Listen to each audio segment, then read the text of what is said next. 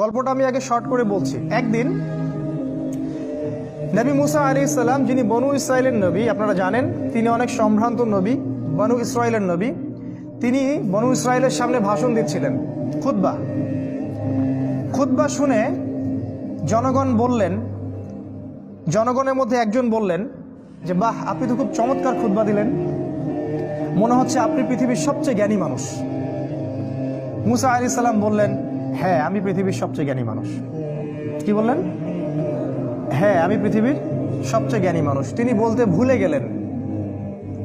ভুলে গেলেন যে আল্লাহ সবচেয়ে ভালো জানেন কে পৃথিবীর সবচেয়ে জ্ঞানী মানুষ। আল্লাহ রাব্বুল আলামিন নবীদের ছোট ছোট ভুল ধরে ফেলেন। আল্লাহ পাক ধরে ফেলে বললেন, না মুসা, তুমি পৃথিবীর সবচেয়ে জ্ঞানী মানুষ নও। আমার একজন বান্দা আছে যাকে তুমি পাবে দুই সাগরের মিলন স্থলে। আমার সেই বান্দা তোমার চেয়ে অনেক বেশি জ্ঞানী। মুসা আলাইহিস সালাম এটা শোনা মাত্রই ওই বান্দার সাথে দেখা করার জন্য উদগ্রীব হয়ে উঠলেন। তিনি আল্লাহকে বললেন, আমি তার সাথে দেখা করতে চাই। আল্লাহ পাক বললেন, তুমি একটা ঝুড়ি নাও, এই ঝুড়ির মধ্যে কিছু মাছ নিবে, মৃত মাছ, এবং সাথে একজন সহযোগী নাও, নিয়ে সফর করো। যখন ওই দুই সাগরের মিলনস্থল পেয়ে যাবে, ওই জায়গায় দেখবে যে আমার সেই বান্দা বসে আছে।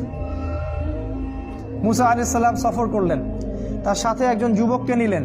যুবকের নাম হচ্ছে ইউশা বিন নুন। একটা ঝুড়ি নিলেন, সেখানে মাছ রাখলেন। এবার তিনি সফর করা শুরু করলেন। তিনি বলছেন, আমি সফর করতেই থাকবো, যদি আমাকে যুগ যুগ ধরেও চলতে হয়। সফর করতে শুরু করলেন। একটা পর্যায়ে সফর করতে করতে করতে করতে দুই সাগরের মিলনস্থল তিনি পেয়ে গেলেন। সেখানে তারা রেস্ট করলেন, বিশ্রাম নিলেন। এই বিশ্রাম নেওয়ার সময় এই যে মৃত মাছগুলো ছিল, জীবিত হয়ে সমুদ্রে বা নদীতে চলে গেল। কিন্তু ইউশা বিন নুন এই ঘটনাটা দেখে মুসা আলাইহিস সালামকে বলতে ভুলে গেলেন। শয়তান আমাদেরকে অনেক সময় আল্লাহর পথ থেকে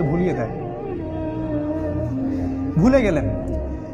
এরপরে মুসা আলাইহিস সালাম আবার উঠলেন রেস্ট নিয়ে এবং চলা শুরু করলেন আবারও সামনের দিকে।